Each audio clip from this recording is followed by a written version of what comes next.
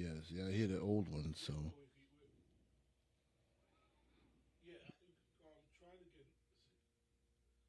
Hello. Okay. So we're on. Can you guys hear me? yeah, I hear it now. All right. Cool. So we're not going to stop. Thank you. I hear it now. All right. We're on. Technical issue is fixed. Yeah. Yeah. Oh yeah. I thought I turned it off. My bad. Yeah. So disregard the message I typed, guys. We're on. Okay. Cool. So what I was saying is, first of all, good morning for you guys that didn't hear us. I said good morning Good to morning. everybody. Good morning, Nicole. Good morning, everybody that's tuning in. Um, Unc was just trying to break down some real estate information. Yeah, I'm gonna let Unc go ahead and take it away. Like I was saying, a lot of people think, oh, I'm not in a position to buy a home. I'm not in a position for home ownership. Hmm. And they said, okay, next year when I get my income tax, or I'm coming to this money, or I get this raise or whatever, then I'll start preparing. The time you have that thought that you want to buy a house, that's the time to start preparing. Because what happens is, and I can't tell you how many times I've seen it happen. They pop up one day and it's like, okay, now we're ready. But then when it comes to getting finance and things like that, you go to these lenders and you're not ready. Then they say, okay, you only approve. Just say, for instance, you only approve for 325, but you want a house for 350. Say, for Hmm. instance. Then they tell you, okay, now you gotta fix this, pay this bill off, or work on your credit in this manner, or whatever. Hmm. So now it takes you've gone out because you get excited. Like, look, I think I'm ready. You start looking at houses. You find the perfect house every time. They find the perfect house, and then they go for financing, and they say it's going to take you another 6 months. So guess what? In 6 months, that house is gone. Hmm. So the minute you have a thought that you might want to buy, tie into somebody, Okay. a professional. I can give out information right now as to who to contact, and you can tell him that I asked you to contact him. His name is Rick Riggs. He's with Guaranteed Rate Affinity Hmm. out of the Coldwell Banker office on right off of Gatlin and Savage Boulevard, right next to across the street from the racetrack gas station. Uh huh. And they can It's that educate it's you. that blue and white building, right? Yes, the Yeah. two-story building. Uh huh. And his name is Rick Riggs. His number is 772-678-0053. That's 772-678-0053. He doesn't even know I'm doing this, but the truth of the matter is Hmm. he will help anybody that calls him, whether you Okay. end up going with him or not, because it's about educating people as to their situation. Right. Right. Your buying power may be better than what you think. Okay. So when you have that thought, start getting your ducks in a row. If you don't call Rick, call somebody that can educate you on the specifics of getting ready to purchase a home, because rent is out of control in the Hmm. whole state of Florida, but Yeah. especially in Port St. Lucie, it's completely out of control. Okay. So if you can get yourself in a position where you're paying a mortgage, your own mortgage, Hmm. that's home ownership. You can borrow against that home. You can leverage that home for other investments or improvements and things like that. Okay. You can't leverage anything that you're renting because you have no ownership in it. No, that's So true. That's facts. That's I facts. say contact Rick. We want to contact Rick. We're not going to contact DJ Envy. Who? DJ Envy. Nah, No. nah, nah. You Google DJ Envy and see what not to do. Wait, I gotta contact them boys Yeah, to get a nah. case. Absolutely, 100%. Absolutely, positively not. No, you're not gonna do a seminar. We're Nah. not going to seminars. No. Negative. So Negative. we're just gonna go ahead and go straight to the Negative. source. Negative. And I'm gonna call Rick today and see if he Okay. wants to come on the show maybe next week or something. Okay. Even if he only stays 20, 30 minutes, but long enough to speak, and then feel some call. Oh, Feel some answer some questions okay. if people have them or whatever. Mm-hmm. Um, but I say definitely do that, because I had a young couple a few weeks ago. I mean, yeah, maybe 3 weeks ago. And they were thinking, they're in their 20s. Mm-hmm.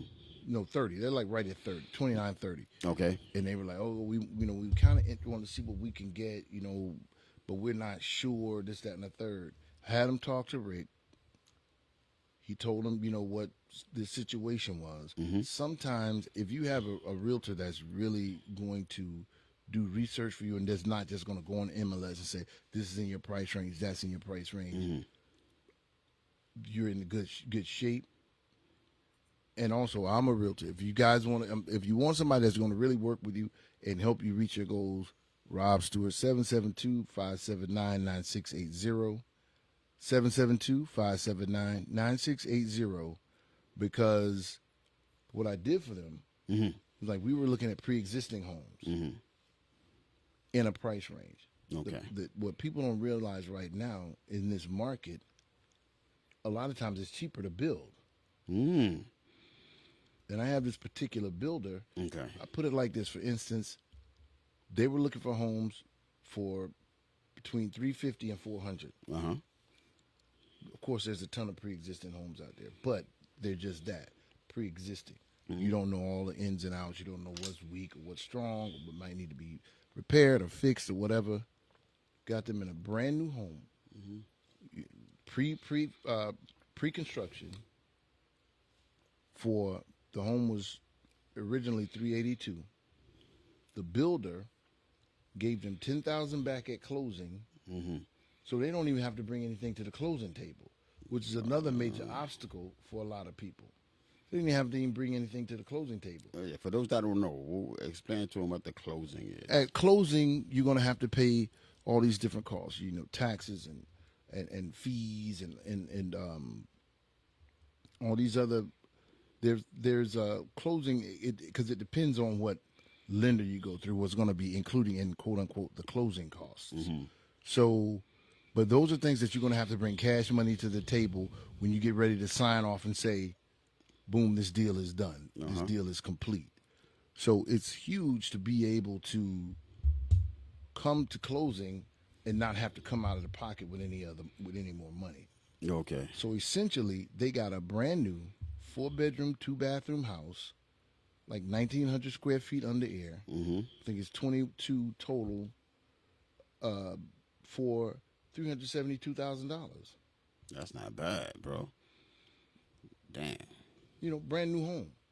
So they don't have to update anything. They don't have to worry about how old the AC or roof or the appliances are. They don't have to worry about if there's plumbing issues, any of that. And you have a warranty on your home.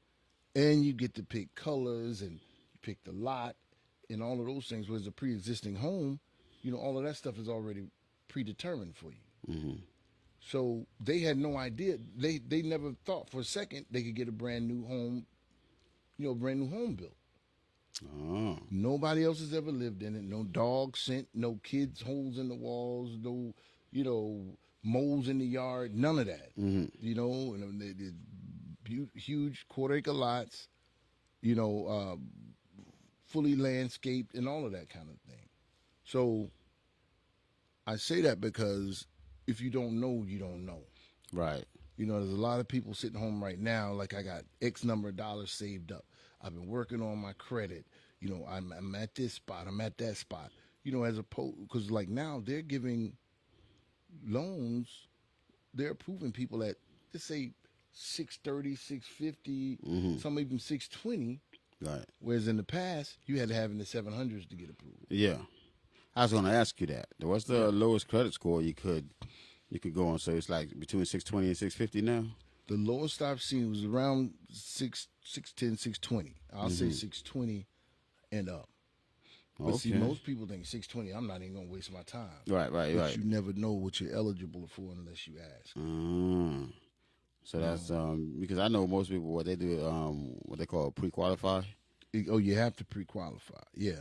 And that's the thing. You get pre-qualified, and through Rick, you don't just get a pre-qualification letter because there's a difference. You get a qualification letter. Okay. Pre-qualify means you find something, and then we're going to send it to the underwriters and see if they'll approve it.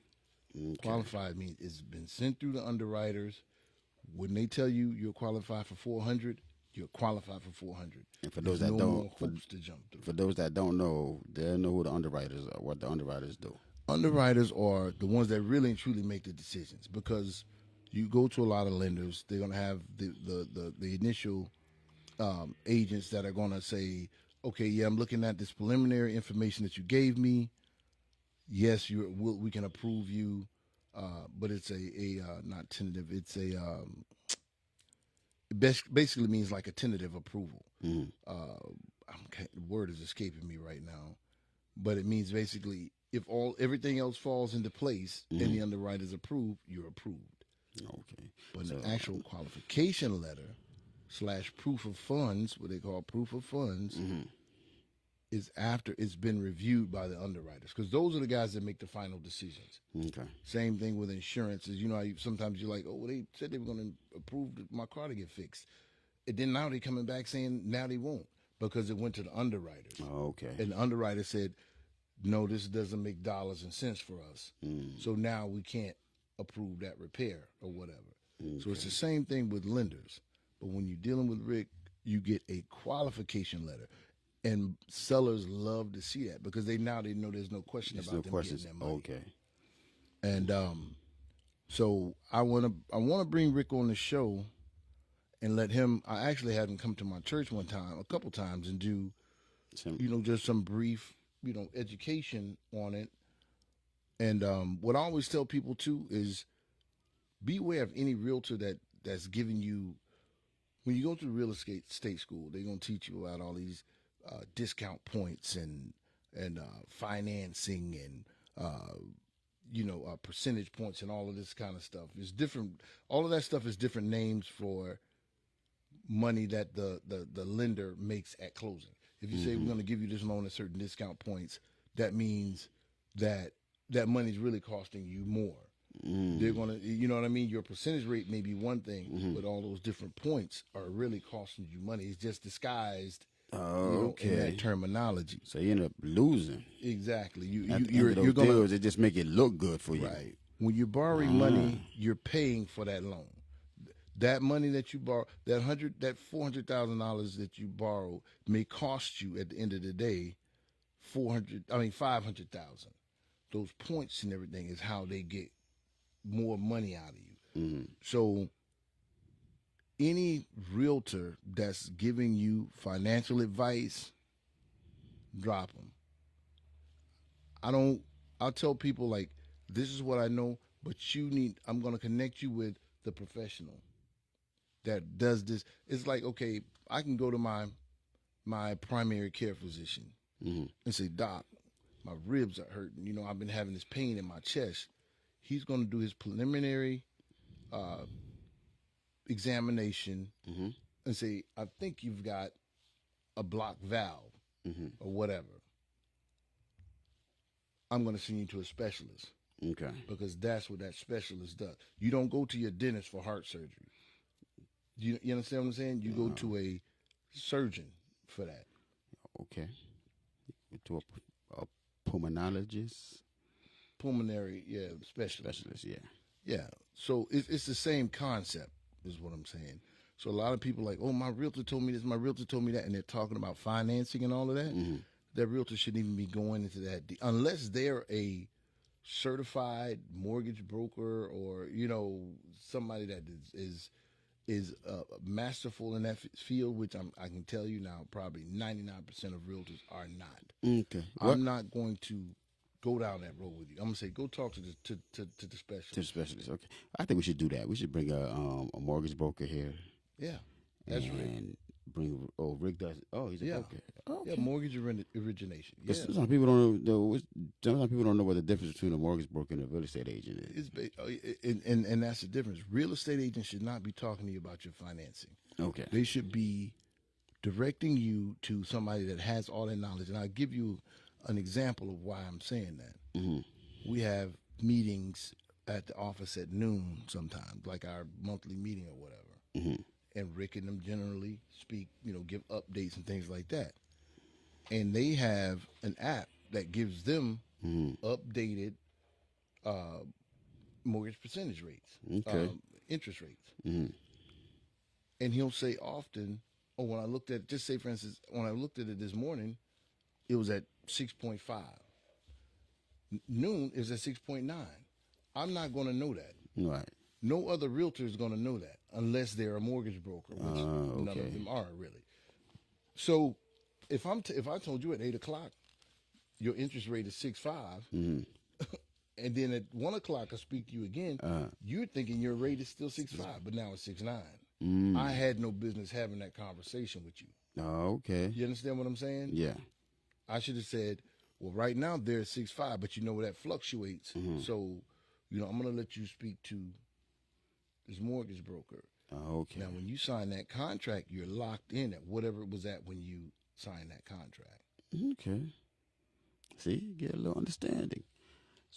So, I feel like I'm interviewing Unc today. Okay. What about the state of the market? Like, what's the difference between a buyer's market and a seller's market? Sometimes they'll say, "Oh, it's not a good time to buy. It's a good time to just sell."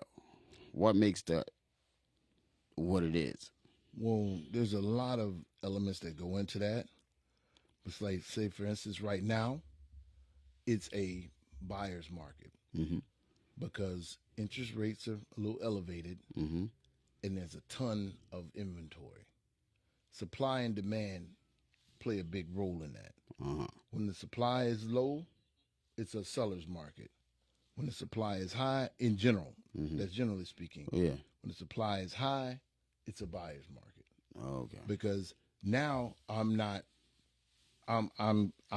have more choices. Okay. It's like if you've got Walmart and Target right next door to each other and you want milk. Milk in Target is $6 a gallon. Milk in Walmart is $4 a gallon. You can say, you know what? I need some other stuff anyway. So I'm going to just go over to Walmart and get my milk along with the other things that I need because it's cheaper. Now, if Target's the only show in town, you got to pay that $6 a gallon. Okay. If you want milk.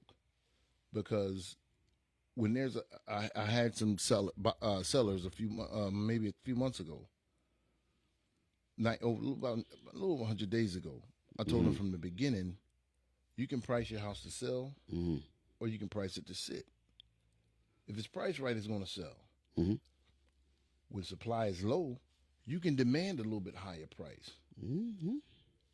But when you've got 10 houses within a block of your house for sale, cheaper, Yeah.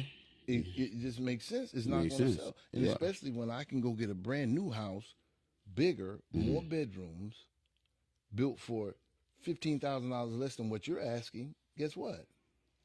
I'm not going to even talk. I don't even want to see your house. Hell no. So that's the difference, the main difference right there.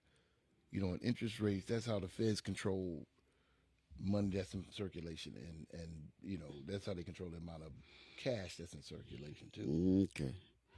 Is the process the same when you buy land? Yeah, it's the same process as far as purchasing. It's the same process unless you're talking about commercial land, and it's still the same process then if what you're wanting to put on the property is what it's already zoned for and things like that. But when you've got to go through zoning, or like for instance, I have a project out in Port St. Lucie now. We're replatting the land. It's a 10-acre property, but we're splitting it into 6 and 4 acres now, and it's zoned commercial, not industrial, institutional, which means you can put like schools, doctors' offices, churches, retirement homes, things like that. You can put on that property, zoned as is. And it's taken us quite a bit because you got to pay for all these different. You got to go through these surveyors, and it's a long, arduous process that I'm now pretty much right at the end of it. I actually spoke to our city planner yesterday, but that's a long process. But as far as buying regular residential land, yeah, it's the same process. It's the same process. But some things you want to look for, especially living in Florida, because I was just online last night. I have a lady that has a lot up in Eustis that she wants to sell. And when you're purchasing, if you're purchasing land, have your realtor or either do your own research, because this is something you can find out online yourself through the FEMA website, flood zone maps. see if that property is in a flood zone. Because most places that property is going to have to be, if it's below that level, you're going to have to build it up at least 12 inches above the flood zone. Say if the flood zone is 20, your land is going to have to be built up to 32 inches above 32 inches. 32 inches, 12 inches at least above that 20 inches Okay. to prevent, of course, if the land area floods or whatever, prevent damage to your property and all that. And you're going to have to you're going to have to pay for flood insurance because it's considered in a flood zone at that point. Okay. And they do it based on percentages, like almost something like 1% or higher chance of flooding within an annual period, and it's very complex also. So if you have a realtor, you're buying land, ask all these questions because you're protecting yourself and you're making a more informed purchase. Because a lot of people buy land and it looks fine and cool when it's in the winter, and you go by there in the summer and it's underwater 80% of the summer because of the rain. Okay. So those type of things. But I'm sorry, to answer your question, in general, yes, it's the same process. Okay. Now I'm gonna put a question in here. I just wanted to cover that a little bit. Just I don't know. I be randomly thinking of things that I think that should be shared with the community because not a lot of people talk about that kind of stuff. So I wanted to bring it up. So I'm going to put in my next topic is to everybody. Once again, I was doing some research, and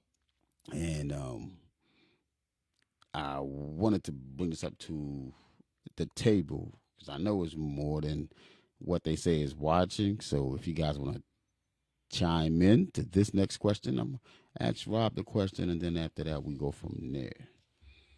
Okay. I'm gonna type it in. Why do you guys think that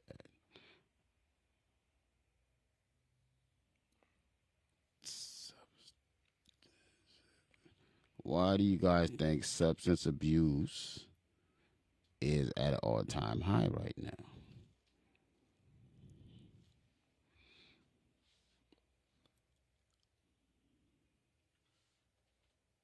What do you think so?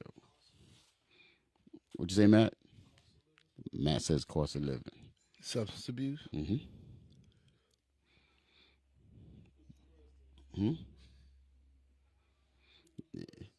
Darren Chambers, good morning. Darren Chambers, Cheney. Yo, good morning. Yeah, so what do you guys think that right now? Because I was looking yesterday, it was what rehabs and everything.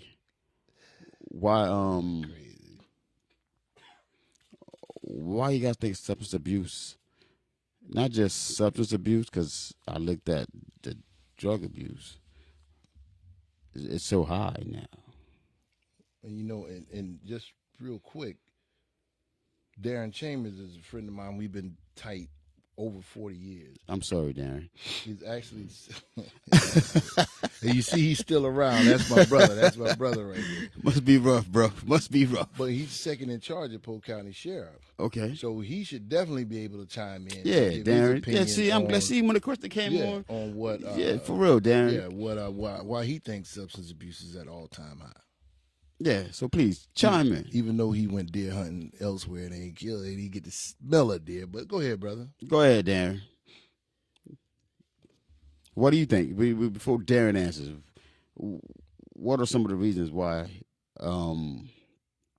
we think it's like that, though? I think in due in part to what Matt said, but also, I mean, there's so many others. It's become more widely accepted as an escape. We have a lot of pressures on us now that we didn't have before. I wasn't worried about what nobody in Dubai had when I was, when I was 17, 18, 19 years old. I didn't care what nobody in China had, but now it's in your face all the time. They got fleet of chrome Rolls Royces and all these big fancy places and people traveling everywhere. And I think it's become more of a crutch and a coping mechanism for people. I think personally. Oh, okay, Darren. He said he got to take a phone call. Oh, okay. Yeah. I think that's the biggest thing is it's become, like I said, more widely accepted. You never used to see 70, 80-year-old people getting picked up for smoking weed. No. Now these jokers, going on 90 years old, still burning. Still burning. Yeah, because it's like to being in the bonds world, the number of DUIs is ridiculous now. Yeah. Dog. And I'm thinking in New York the number was kind of low in Manhattan because they had the cabs. Now that we got Ubers and Lyfts and all of that, I was thinking that would help the number stay low as far as DUIs are concerned. Mm-hmm. But the substance abuse is just like, I've even had, close friends that just drink. And sometimes you think that they're just, I don't know, they're good peoples with good jobs. Yeah. And they still abuse the substances and whatnot. So what do you guys think? It's pretty quiet in the room today. Because Matt says it's stress. So you think maybe for me, my guess, I'm thinking more the economy, maybe. Mm-hmm. Inflation. All of the above. So I don't know. I don't know what the answer is to that, though. Well, I'm sorry, I'm responding to Peach. I didn't look at my thing. She asked me a long time ago. Was she still on? Were we on? Yeah. But I think that's just it. That's what kind of drives people to it because it's out of their control. And it's like you're doing all these, and I feel that pressure. I don't know about you guys, but I feel it sometimes. You're doing all these things that you think are the way that you've been trained and taught. This is the way to go. This is the way you conduct your life and take care of your family and these kind of things. And then when things are like you run into obstacle after obstacle after obstacle that are beyond your control, a lot of people don't have that wherewithal to say, you know what, I'm going to keep pushing. I'm going to try something different. I'm going to shift gears. I'm going to, bob left to bob. I mean, weave left, weave right, a bob or whatever. Mm-hmm. A lot of people don't have that wherewithal these days. And that's what they resort to. I mean, suicide rates through the roof. Yeah. Through the roof. Suicide rate is out there. Through the roof. And on the flip side of that, I don't understand how, okay, they say we're going through a depression, but more people are actually partying and spending money out than anything. But you know what, though? That's part of the depression. A lot of them are out partying because they're drinking, because that's their escapism. That's why I think video gaming and virtual stuff is through the roof, because that's their escape. Right. That's part of how they get away from the daily troubles. I'm going to go out, I'm going to get high, like all the mollies and all of that kind of stuff. People don't generally walk around on that molly all day. Right. It's like when they are done with work or they, done doing whatever, and now they're alone, I need to pop something because I need to keep my mind off of my situation that I think is bleak or bad or, whatever. And then it's all comparison. What was that? It wasn't Teddy Roosevelt, I don't think. But one of them said, comparison is the enemy of progress. Mm-hmm.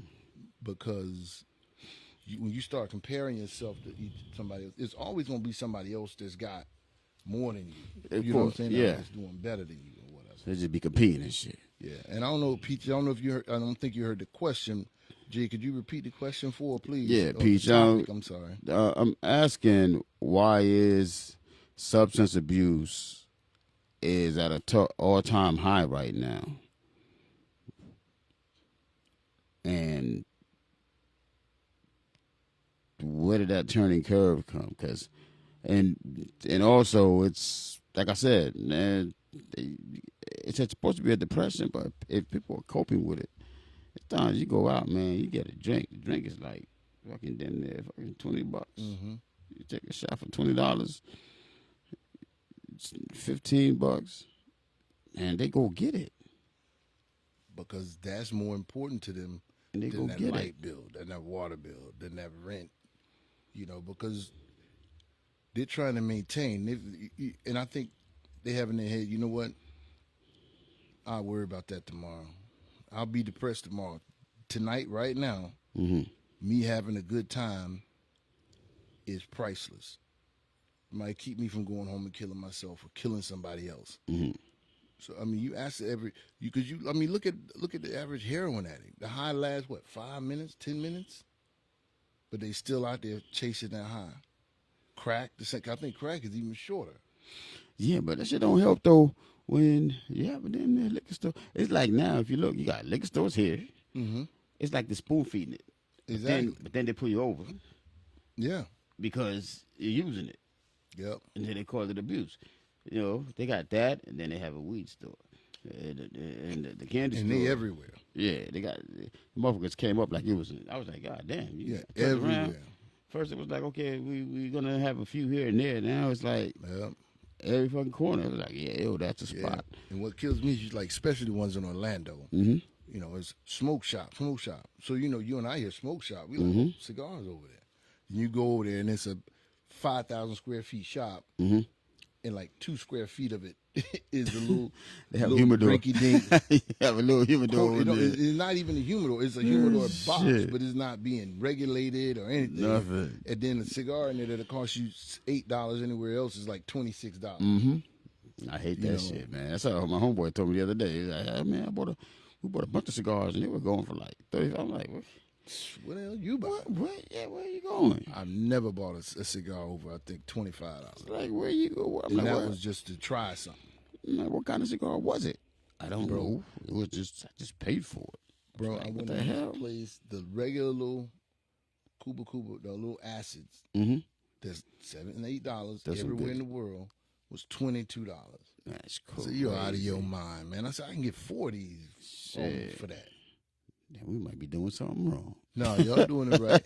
You put them up like that, y'all gonna have plenty of cigars. Maybe Because ain't doing nobody gonna be something buying wrong. them. Okay. Y'all will never have to order no more inventory. Pete said the priorities are all off. It's a mental weakness in this era. It Due is. to the lack of knowledge. Liquor stores in the corners, gun shops on the necks. In the same block, they want us to kill ourselves. Yep. And kill each other off. I agree with that. Yeah, I agree with I that. mean, you just hit that shit on the nose, Miss Peach. That's crazy. No, for real. And that's the thing I was talking about with the vapes too. They'll tell us. Remember when the vapes came out? Yeah. The e-cigarettes came out. E-cigarettes are healthier than cigarettes. Vapes are healthier than cigarettes. We got a vape, okay?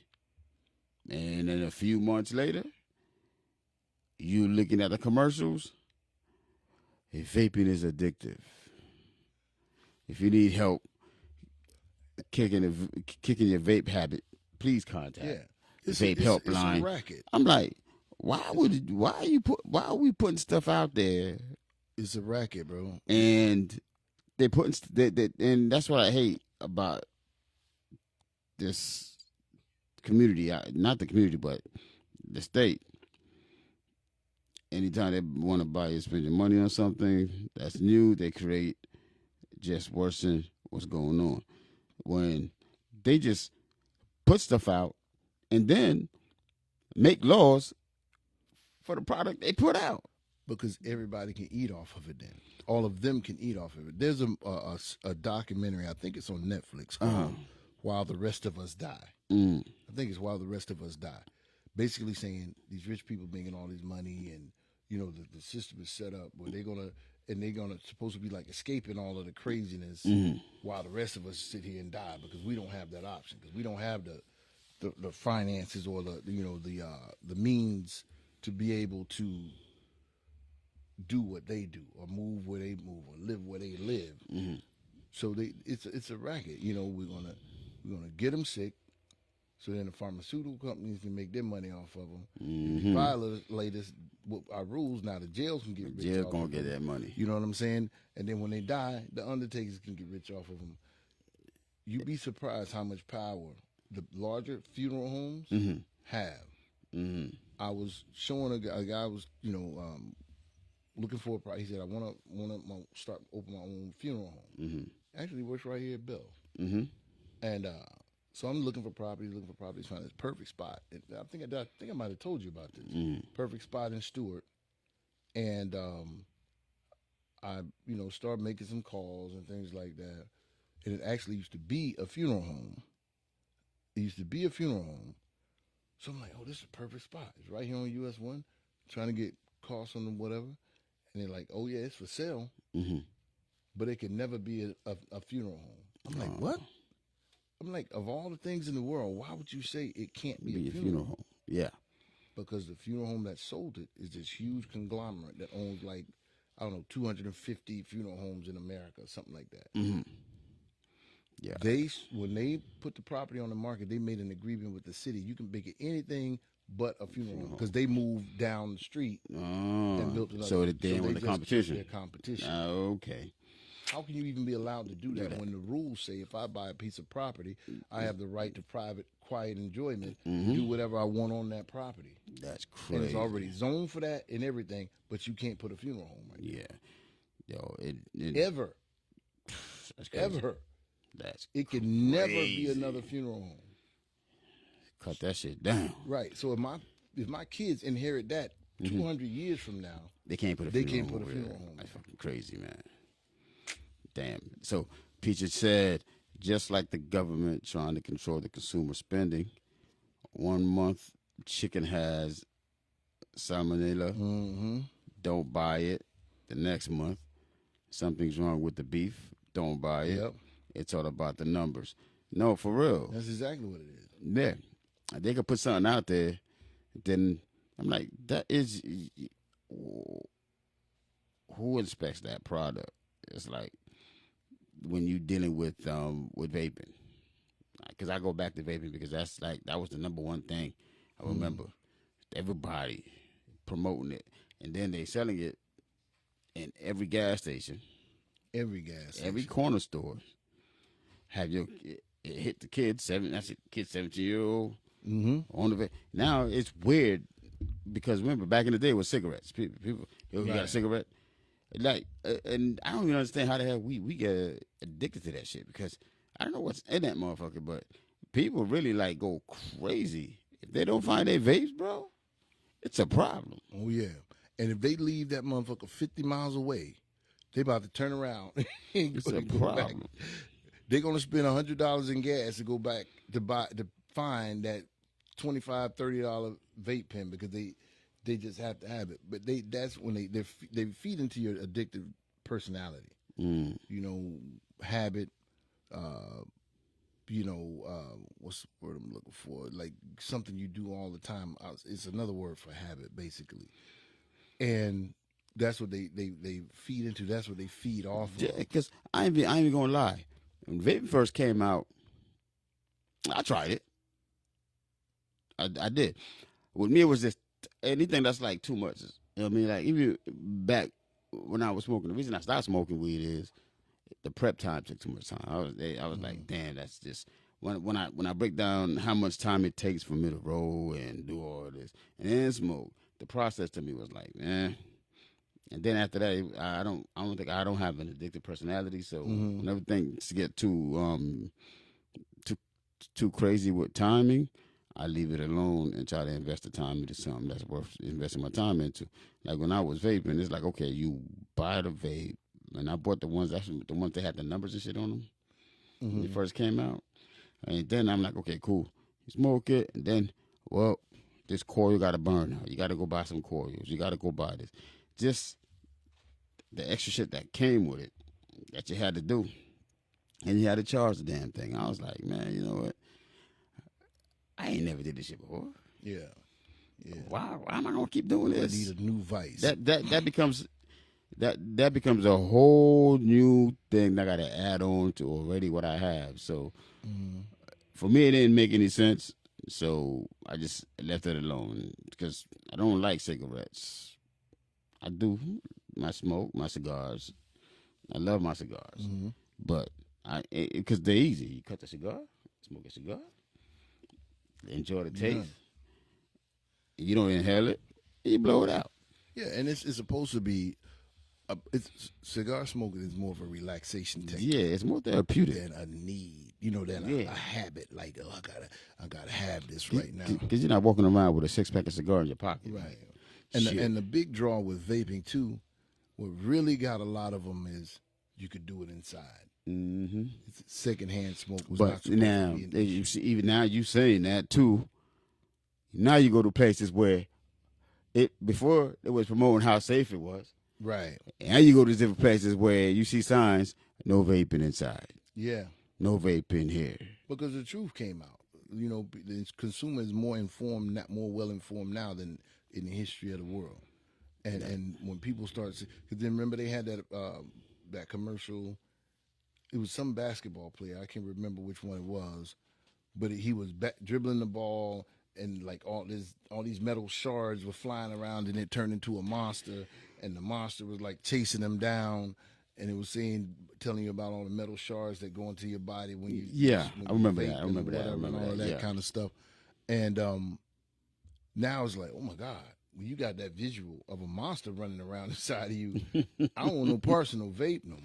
You got the one I remember with the guy was just laying there with the hole in his neck. Talk about that's what he got from vaping. Oh yeah, yeah. You know what I mean? I'm like, who tests those products before they put them out to the public? Right. And, you know, If it and the does thing that, I about know it didn't. They just didn't say, you know what, man, I'm gonna go ahead and put this product out. I know he had to go through different governmental approval processes for it to be able to say, okay, boom, it's safe. We could put it out there. It's better than cigarettes. Let's go ahead and put it out there for the consumer. That is gonna help them. Then all of a sudden now, no, you can't have that. And it's, you know what's funny? It's stuff that I look that we grew up eating, and all of a sudden I'm like for centuries people's been eating the same foods, and then you shouldn't drink coffee. You shouldn't drink coffee. Mm-hmm. At first they'll tell you coffee helps this, that, and the other. Right. Then on the other hand, people that drink coffee too much, this happens to them or that happens to them. Just the regular things we used to eat. Now all of a sudden we can't eat no more. When you go to the store now, it's this is vegan based. You can't eat this because you got to go straight cream, and that shit costs more than the regular stuff that we used to eat. You can go to McDonald's. It'll cost you $9 for a salad, but you can get a Big Mac meal with extra fries and all of that for $6. Yeah.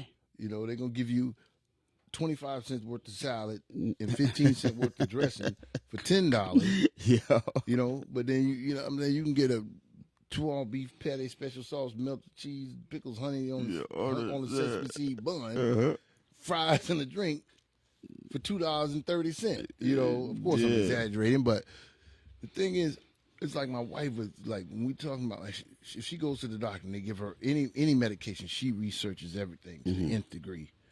And it's like, well, this website is saying this about it, and this one is saying that about it, and this one's saying this about it.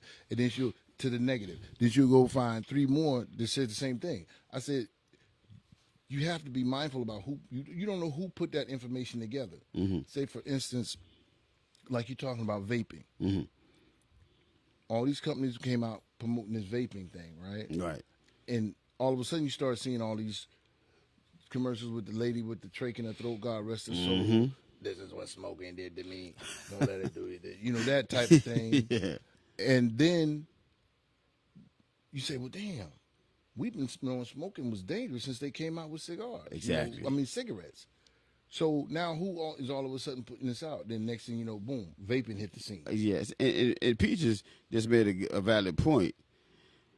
The shit that's good for you, like your vegetables and your healthy foods, cost you more to buy Absolutely. than the garbage. Absolutely.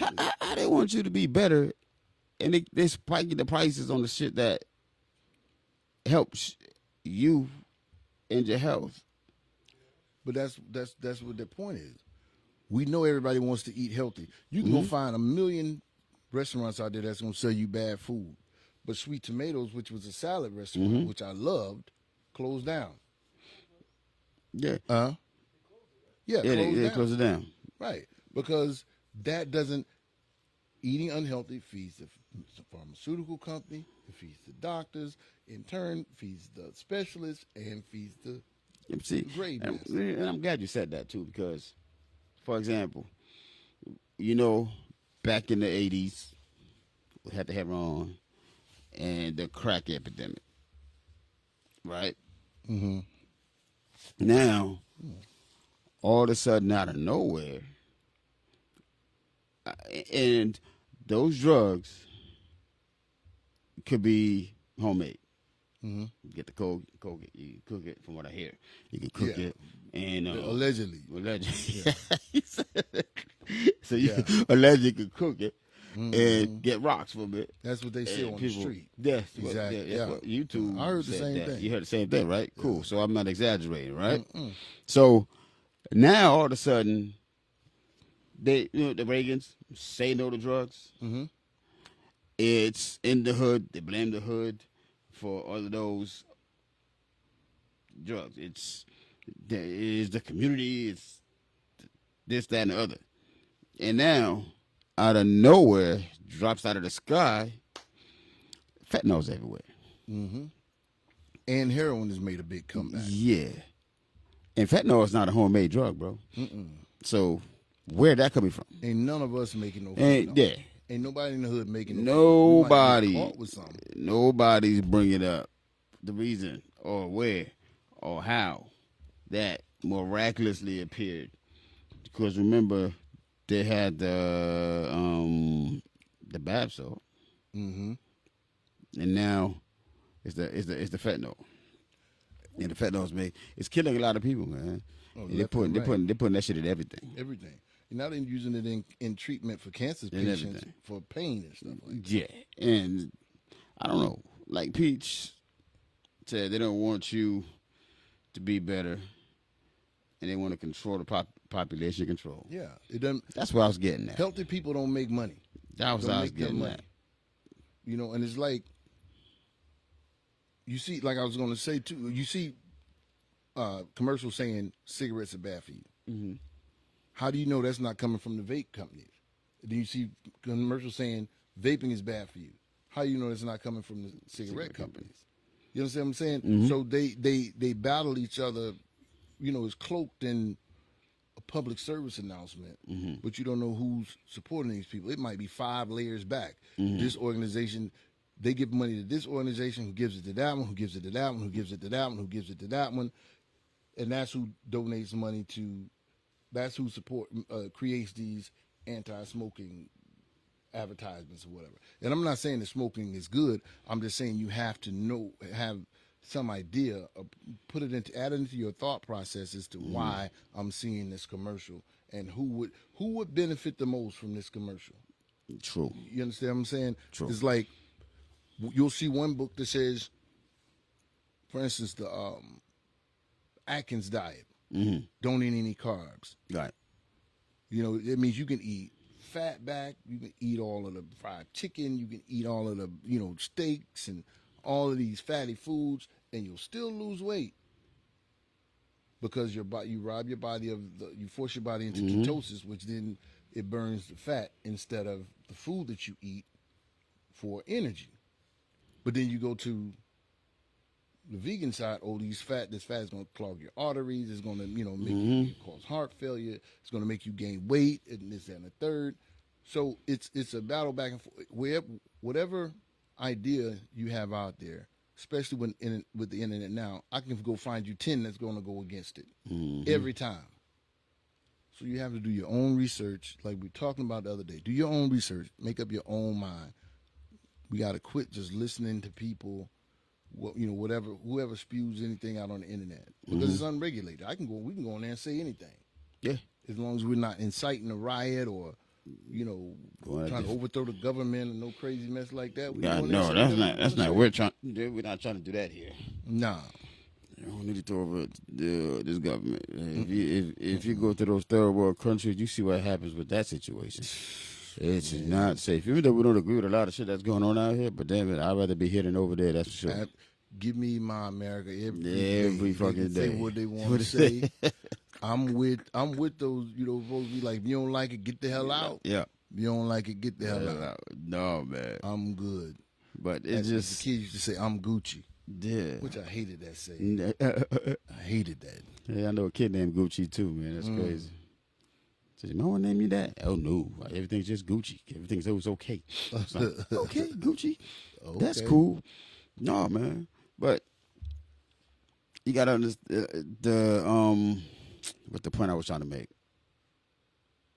What's the point I was trying to make with the fentanyl? That shit you can't touch it. Enough in six. There's enough in like the size of 6 grains of sand to kill you. That's crazy, bro. They made a bust just and that's just yesterday, out here. everywhere. They made a bust yesterday or day before. My wife was telling me about it. They found enough fentanyl to kill every person in America Wow. in one bust. That shit's crazy, man. It's just crazy. And people are ODing over that. And the thing is, that's unknown. They don't even know they're getting the damn thing. Yeah, because they're putting it in everything now. All of the drugs. Weed, cocaine. People are cutting them with that because they're trying to increase the potency. Yeah.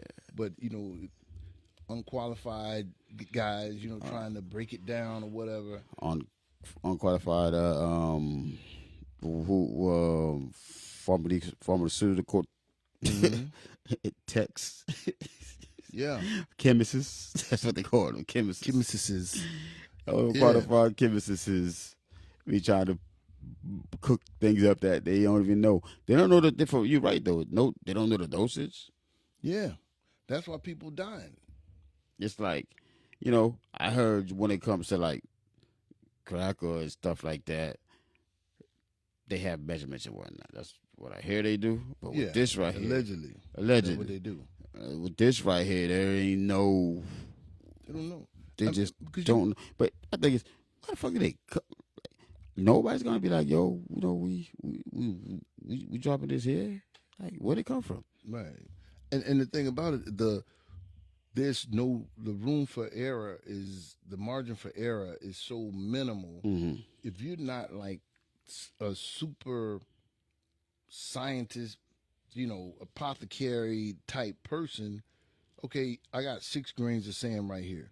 Who can really determine, what type of skill, expertise it has to be able to determine, okay, that's 6 grains of sand.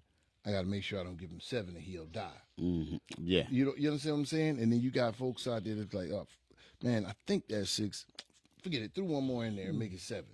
You know what I'm saying? At least They I just know do we got the 6. They just do the eye test. Yeah, exactly. Boom. Now you got kids in high school dead, or whatever, because they put it in vape. They put it in everything now. Everything. I'm just trying to figure out how we got there, man. Well, because the world is always looking for that next high. They're always looking for the next new thing, and it was cheap and it was easy.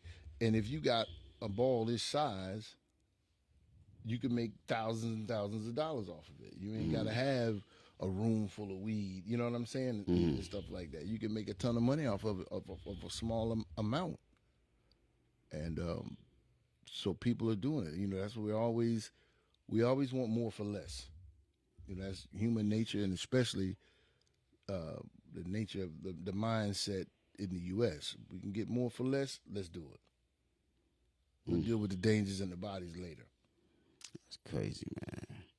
Yeah. because the amount of bonds that gets written for that is crazy. And It's the thing about crazy. it is, once they get out, they're going right back to it. Yeah, no, that shit is addictive as fuck, man. Yeah, without the proper help and getting them out of that situation, out of that atmosphere, and change the surroundings for extended length of time, they're going right back to it. That's fucking Going crazy. right back to it. That is crazy. I feel like getting me a glass of True Blade because of that shit.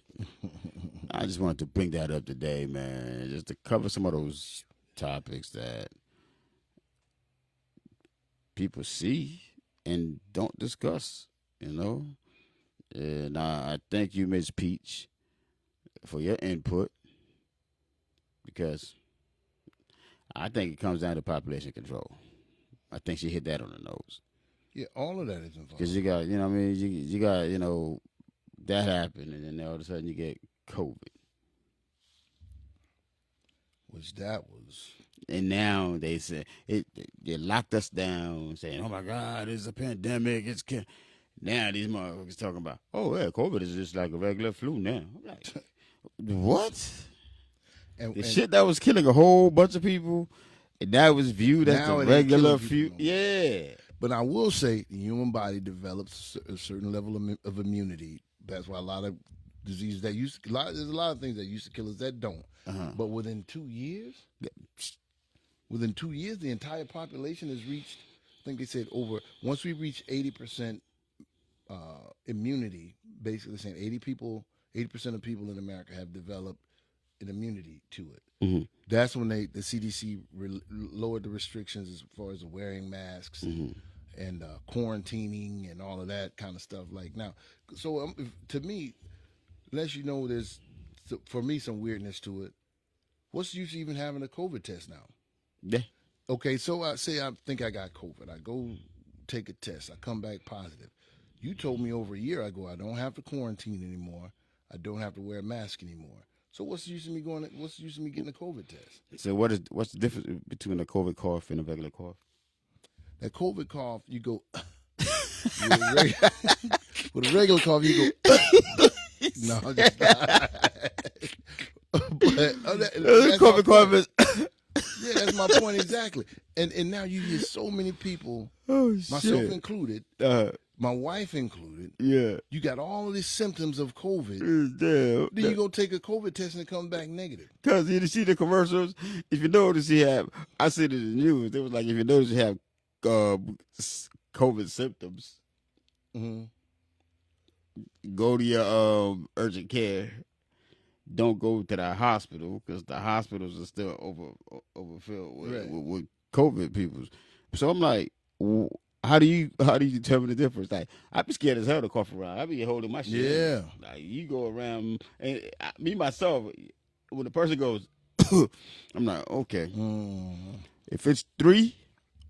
That's why I was teasing funny you when we before. first started coming up here. You was going, all right, you good? See, that's what I'm talking. Yeah, no, that's what I'm talking about. You know what I mean? We be in public.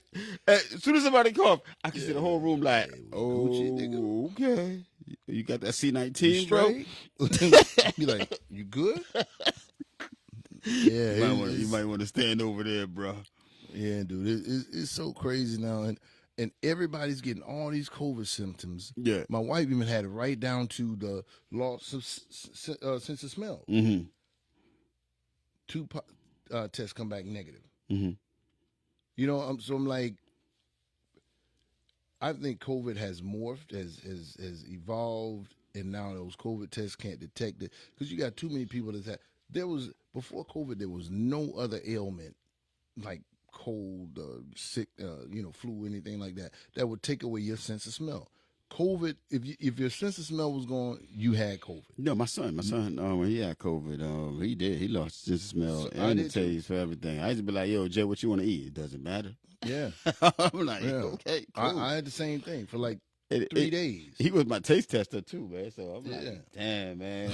I don't even know if this is good or not anymore. When I used to cook seafood Yeah. for him and stuff, I was like, yeah, how to taste it? Hey, you need a little more sugar. You need a little more Yeah. salt. You need a little more of this.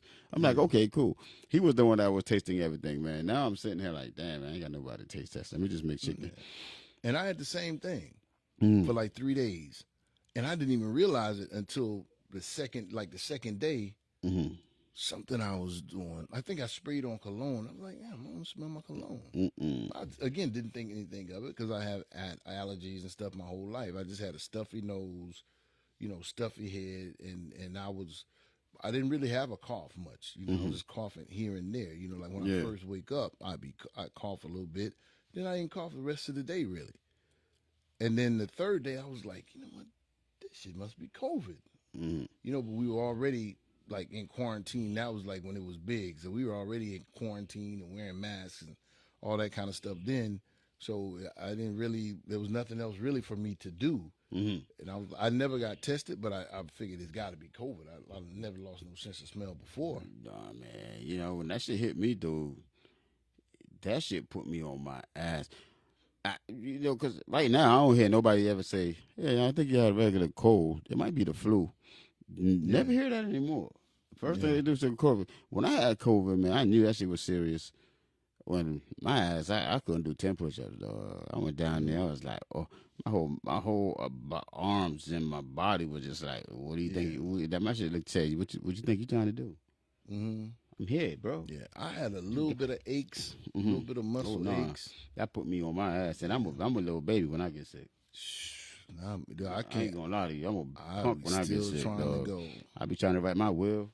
Yeah, for real. It be that time. Man, I got to go. It's about hey, Becky, guys, you come man, in the I'll see y'all room later. Becky, you come in the room. I'm dying again. No, I'm serious. Yeah, I'm serious, yo. Man, I was. This was a couple years before COVID. Like I know I had the flu or something because I was catching chills. I didn't have any cough or anything like that. I was catching chills. I was like freezing. And so I'm in the room. I'm underneath the cover and everything. I was body aches and the whole nine. So I'm underneath the cover, but I'm sweating. So Niall comes in there and she's like, "You all right, baby? You burning up. Take these," because I'm sweating like a pig, but I'm freezing. And she's like, taking the cover off me. I'm like, "What you doing? What you doing?" I was messing with her. So then she goes and she's like, you burning up.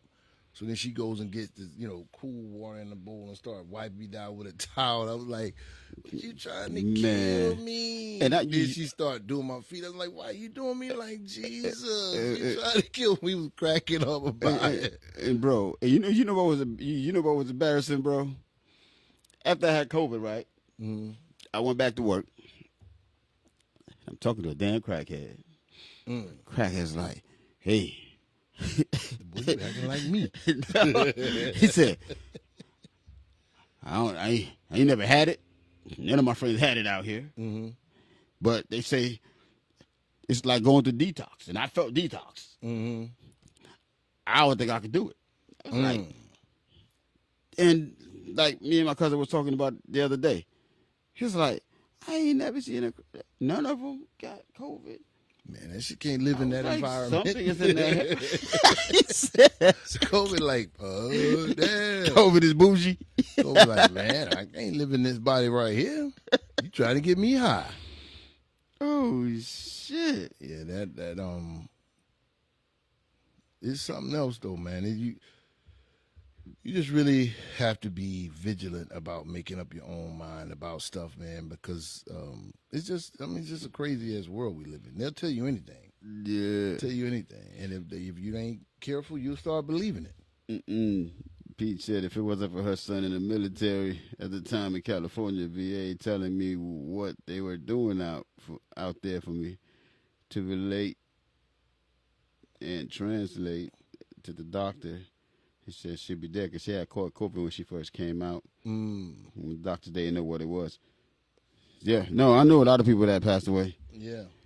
From COVID, because when you went to the hospital, what they'll tell you is, "Oh, we can't explain it. It was just upper respiratory complications." But I'm like, okay, so what the fuck was it? Oh, we can't explain it. It's just on the paper. It was Yeah. upper respiratory But they didn't know what they were complications. looking for. I was They like, didn't know what to look for. God damn. I had a good friend named Linda. God rest her soul. Mm-hmm. This was that November before COVID hit that January. Mm-hmm. Went to Drew, because Mm-hmm. Yeah. they were good friends, and she had been a little up and down. She had lupus, I think, too, Mm-hmm. but she up and down a little bit, and respiratory issues here and there and things like that. But all in all, she was fine. Mm-hmm. Called us one night from from Tradition Medical Center. Like, hey man, y'all need to come over here, man. Linda's in the hospital. This, that, and the third. She's not doing well. They don't know what's wrong, whatever. We only lived about 8 minutes from the hospital. Mm-hmm. By the time we got there, she was gone, bro. That's crazy. She was gone, and they never could explain it. But later on, of course, a few months later, COVID came out. COVID hit the scene. Hit the scene. That's crazy. And it took us a while, but I said, you know what? I bet you that's what killed her. But they didn't know what to test for or how to treat it. No, I think the same because my baby mom, she passed away, man. She the same way. She can't pick my son up on Thursday, and then on Sunday, she was gone. And that's what they told me at the hospital. Oh, she suffered upper respiratory complications. And then you're right. Then it hit, and then when it hit, that's when it kind of made sense to me. Right. I was like, damn. That was like right at the beginning of 2019.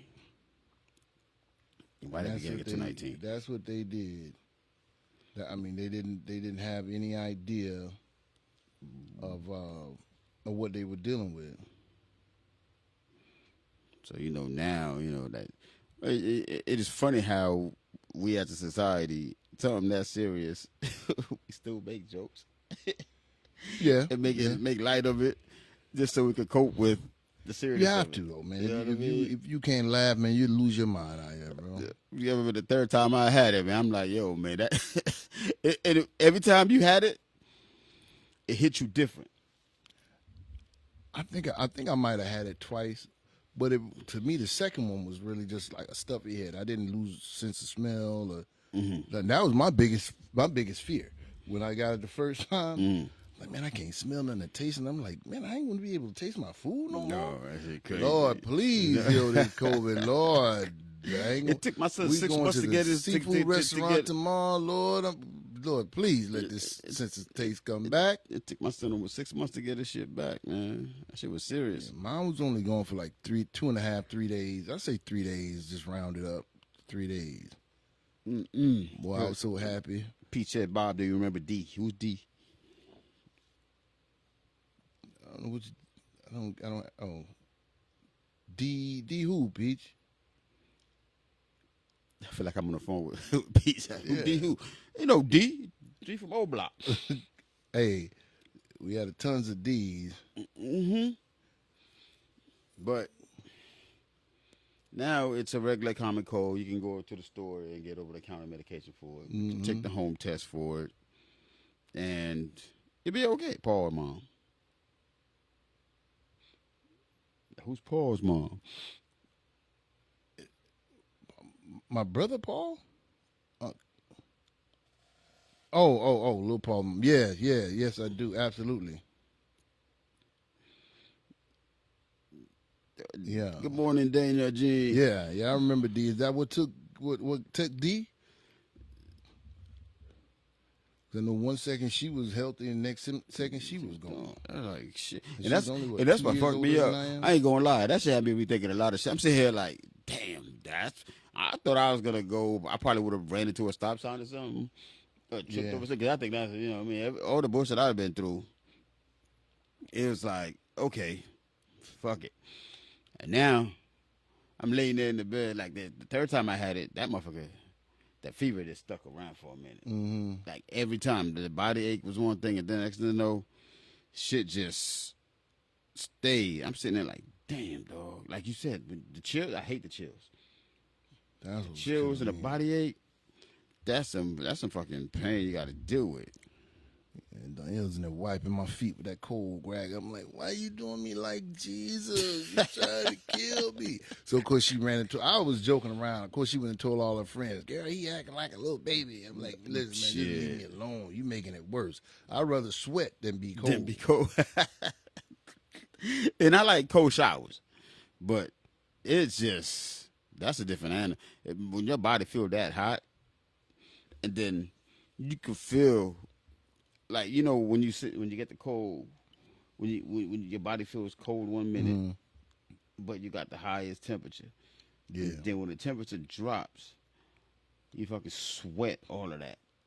When Yeah. the bed is soaking wet.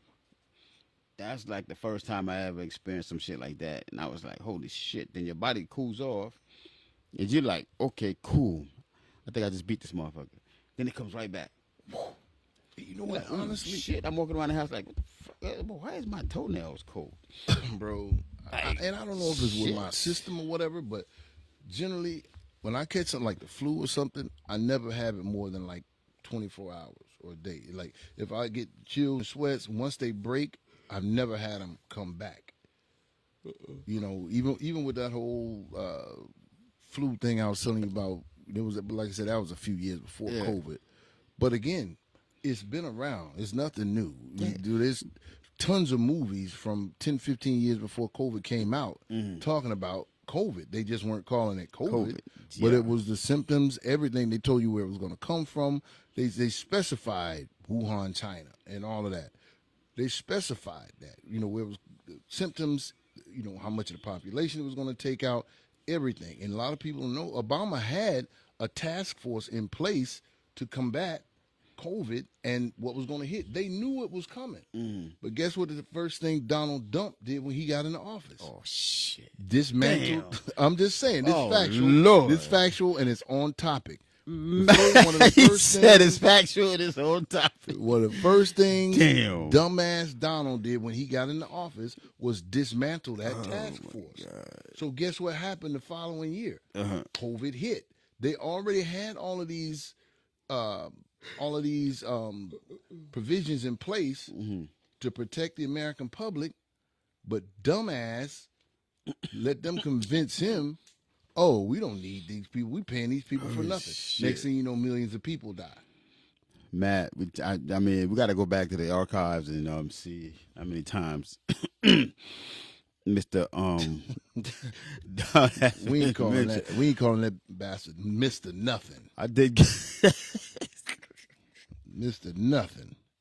That's right. I think Dumbass. I ain't got my watch on, but I think the pressure just went up. The heart rate just went up. That's cardio for the day for Rob. Now, you know what? That's what I'm gonna do. I'm gonna text you that day every day, one time, just to get your heart rate up. I'm going straight in the shit. Hit that heavy bag. Oh shit! I'm gonna tell wifey. I'm like, anytime he lays in the bed, just give me a call. I know exactly what's gonna get him up. Man, that. Rob's gonna come out here with a 6-pack talking about. Yeah, yo, man, I appreciate that, bro. I appreciate that. Hit that bag so hard. Had to get me a new bag. Every week I get a new bag. Man, but damn, man. But it's the politics though on the way they handle it. Like you said, sometimes they put so much shit out here that's really irrelevant. It's like we're dealing with smoke and mirrors. Oh, the whole time, for sure. They put so much shit out there that's irrelevant for us to focus on. And then all the real shit that we need to know about is going on in the background. And our dumbasses be over here just talking about these celebrities all day. What they're doing with their lives, what they're doing with their money. That we ain't got nothing to do with.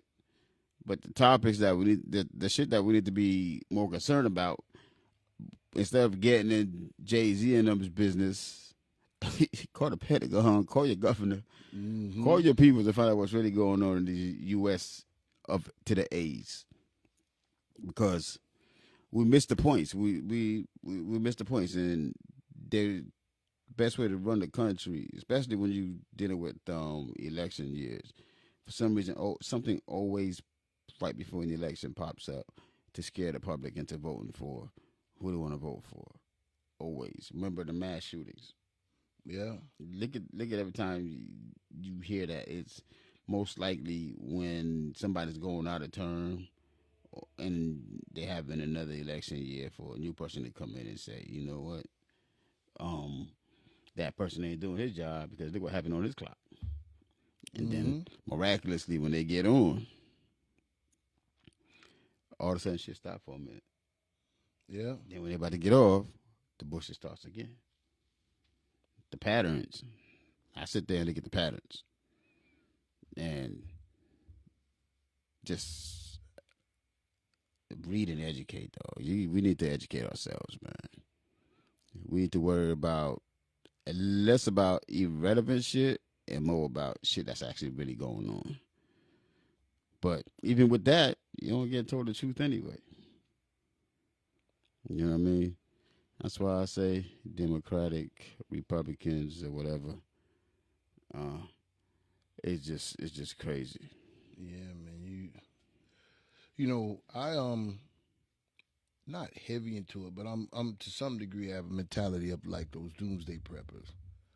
You know, I don't have like no bunker or nothing like that, but I think a lot of what they say, a lot of their beliefs are valid. You know, a lot of their fears or concerns rather are valid. I don't know if you're gonna be able to escape it by building no bunker underground and stuff like that because you know that's too obvious of a solution. But I ain't mad at them for doing it. You know, if you really think about it, right? They have those. You go out to California and you know probably Wyoming, some of the wide open country places. They have these windmills. They're probably 60, 70 feet up. You know, huge windmills. And one of these windmills is supposed to be able to churn out in a week or so enough energy, create enough energy to power a small town for like a month and a half. One windmill, Right. and they got acres and acres and miles of these windmills out there. Yeah. Why isn't there a windmill right there on this pole, powering this neighborhood? Why isn't there a windmill on the next pole, powering the next neighborhood? You understand what I'm saying? Mm-hmm. It is not part of the agenda, bro. Exactly. You going up 95 now on the turnpike. As far as you can see, when you get to a certain point, it's just north of Fort Pierce and just south, I think, of Fort Drum. As far as you can see, solar panels. As far as you can see, why is my light bill didn't go down? What? Why didn't it go down? You know what I'm saying? If the power companies are now utilizing partial solar power, seems like your bill, you should have seen some reduction in your bill. Instead, it's going up. Yeah, if you're on the turnpike, heading north of Fort Pierce. No, it's on 95. It's on 95, I think. Once you pass like Orange Avenue, I've seen it. Huh? I've seen them. Yeah. I've seen them So why haven't we seen any change in our electric bills? because how they gonna make their money? Exactly. You know what I mean? Exactly. So we sitting here worrying about what the hell we're doing. We're not paying attention to what the hell's going on to us. Exactly. That's the problem. That's the problem. But you know, I mean, shit, man. What are we gonna do? You got to figure something out. What are we gonna Figure do? it out. We've been voting people in and out of office, both parties, and we're still sitting behind the same eight ball as a people. But see, I watch a lot of those shows with survivalists, Alaska, the Final Frontier, Life Below Zero. I watch Naked and Afraid sometimes. That's more so for entertainment, other than some real survival skill knowledge.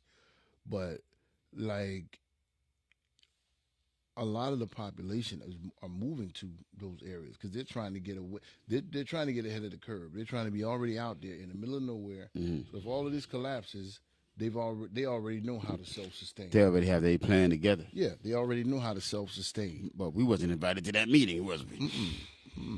I didn't get a text message. Did you, or Matt? And I've been watching it probably 6 or 7 years now, and I've only seen one person of color on there. Of course, you got the Inuits and the native Alaskans. You know, the native Alaskans as far as people of color. But guess what? They're marrying into white families. They're marrying white men. So technically, anybody black, I've seen one dude in 6 or 7 years of watching those series that actually moved out there and took his family out there, and I think he's married to a white woman. Mm-hmm. That is crazy. I don't know, Rob. We might have to get some go to Home Depot, man. Start. I got my plan. What's your plan, bro? I got my plan. I can't tell you that I have to See, kill that's the fucking somebody. problem. No, I tell you. Everybody's off got air. a I'll tell you plan, off air. and nobody know what the plan is. No, I'll tell you off air. I'm gonna be sitting here like, I damn, don't man. want everybody trying to move next door. You heard I about don't what? want you knocking on my thing talking about no, can I borrow some sugar and whatnot. You know what, man? Hell no. You right. I don't want you to put the plan out, and that's the you got to Yeah, post you on know. Facebook. I heard Rob was when shit, what they call it, when the shit hits the fan. They got a Yeah. WTS HTF Shit. or something like that. When you see that written, that's what that means. No. What I was worried about is you put your plan out there. Next thing you know, you get a post on Facebook telling everybody, hey, here's my plan. Yeah, yeah, that's true. That's true. I just want to let That's y'all true. know. That's I true. appreciate the Yeah, love I'm that's true. getting That's for true. coming up with the plan. Those of you guys who didn't know, I'd like to thank God for allowing me to come up, formulate to share this my plan with you guys. Yeah. You know, I saw my wife showed me a post from that person last night. They were somewhere, you know, sitting there taking a picture. I was like, but there was no caption to it. Oh, but I didn't tell you the wife, later on they went to somewhere else. But some of the pictures she posted was from our event. Yeah. Or the event that we claimed, I guess. Yeah. That one you went to, I went to it. Yeah. And then she specified from the Stewart holiday party. Oh, in that okay. one particular picture. Okay. You know, but I'm like, that lets you know they know some foul. They had done some fouls. Yeah. But I digress. I do. But damn, man, we're gonna have to it's after 10. It's after 10? Mm-hmm. Yeah, because somebody showed up late. I might have to 10. And, you know. Yeah, somebody was caught up in the county. So we're going to have to end this show a little early because we got places to go today. You know what I mean? I won't be here till Monday. So I'm going to see you guys on Monday. Yeah. I think, Rob, you're going to hold down the fort tomorrow, Yeah, tomorrow, right? me and Miss Tinkerbell going to hold it down tomorrow. Robin's going to hold it down tomorrow. We might see if we can get Matt mic'd up a little bit or something. Yeah, for real, man. Because, we also got to do, you got to big up Jump Fest. Yes, absolutely. And we also got to, I don't want to remind you, but we want to request, please remember to like, share, subscribe, and invite friends to Real Talk with Jay. You know, we want to be able to engage you guys in some conversation, listen to some of your requests, some of your questions. We want to talk about what you want to talk about. That's right, man. So let us know. Put it in the chat. You know, you can inbox us, whatever the case may be. Mine is Robert Bobby Stewart on Facebook. You can go ahead. What was yours, Jay? Real Talk with Jay. Real Talk with Jay. Real Talk with Inbox Jay. and let them know what you want to talk about, what you want to hear about, because your interests are our interests. Yeah. And if you want to be a sponsor, if you know of anybody that want to be a sponsor, please let us know. And inbox us, and Tanko will get with you, and we'll make it work. We'll make it happen. But I want to reiterate to you guys about the Jump Festival that's coming April 13th and 14th. You guys really should share the stuff that we're putting on the Facebook with their peoples. Because we're trying to get at least 10,000 people out there. It's inflatables, 10,000 square feet long. That's a lot of real estate. Yeah, That's a lot of real estate for you to be able to jump on and have a good time with your family. They're going to have beer. They're going to have wine. They're going to have entertainment. We're gonna have a lot of vendors. There's still vendor spaces open, so if you want to be as a vendor for that event, which is gonna be a real big event, inbox us and we'll send you the details, or go to the Jump Fest on all platforms, Instagram, so Facebook, and everything, so that you guys can go ahead and apply for your sponsorship. Or if you inbox us, we'll send you over to Janelle. Janelle will help you get the paperwork that you need to be a sponsor. But it's gonna be a real big event, man. It's gonna be good. 10,000 people, I think, right across the street from the Met Stadium out in St. Lucie West. So it's not far. It's in town. I think that's probably going to be one of the biggest events they brought out here to the Treasure Coast. So please, please, please, please, like Rob said, like, subscribe, share, and invite, so we can get these numbers up. And any last words, Rob? Oh, yeah.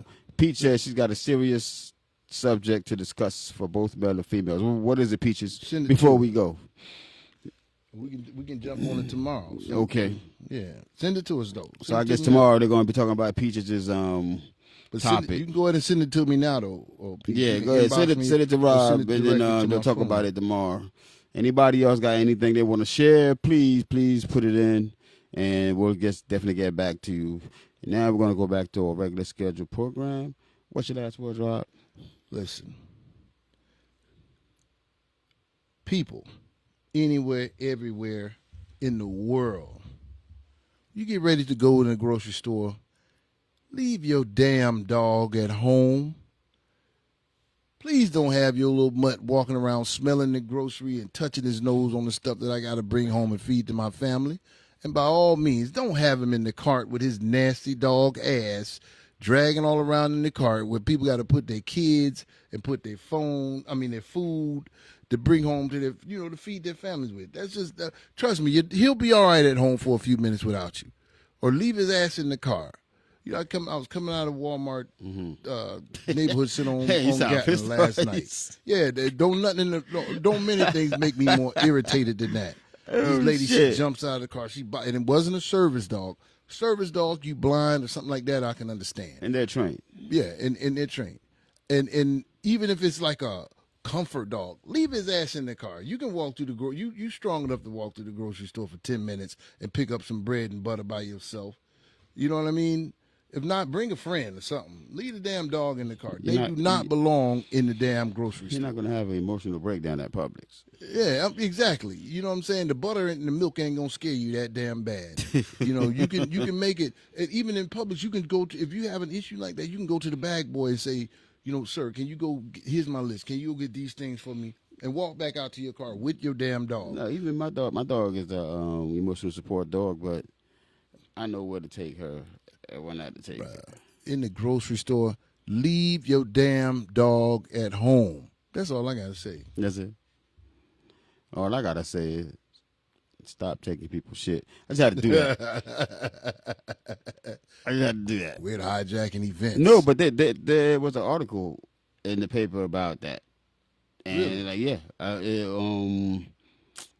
Publix, if you go to Publix, they have a sign that says that. Yeah, no dogs now. Yeah, they said no dog unless it's a service dog. Yep. So big ups. No, big ups to Publix on that for standing up on that. Publix has that. There's a couple other spots that has it too. Yeah. And as a private business owner, they have the right to do that. So and we're not down talking dogs. I got a dog. I love my dog. I'm cool with dogs. But it's like, it's got to be a limit. Because it's like, would you take your kids to a club? They don't belong. They yours. You love them, but there's a place for everything and everybody. And you got to be mindful of other people. Because, exactly. Some people are allergic to dogs. Little kids are allergic to dogs. And, you know what I mean? And mind you, if a dog goes in the store, and you walking by the bread has a strong aroma. they're gonna sniff those bread bags. Mm-hmm. Even if they don't bite it open and tear into it, they're gonna tap it with their nose. They're gonna sniff around on it. Now, why the hell would I want to take that? I open that bread. He just sniffed the opening. Now I take it home. Your dog got bacteria on his nose. I'm reaching in there grabbing bread for my kids. Now the bacteria from your dog's nose is in my kid's stomach. Come on now. God forbid he walk into a shopping Dude, and he walk into if Rob walk into a market or mean mother. and a dog is in there and Donald Trump is holding the leash. I think somebody got to die. If you go, you got to go. Somebody got to die. Let the gunshots blow. On that note, man. Nobody got to know. No.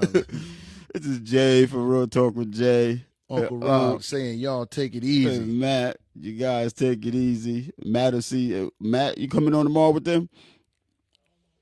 Matt don't know if he's coming on tomorrow, but they're going to be here tomorrow. I'll see you guys on Monday. With love, deuces. Peace.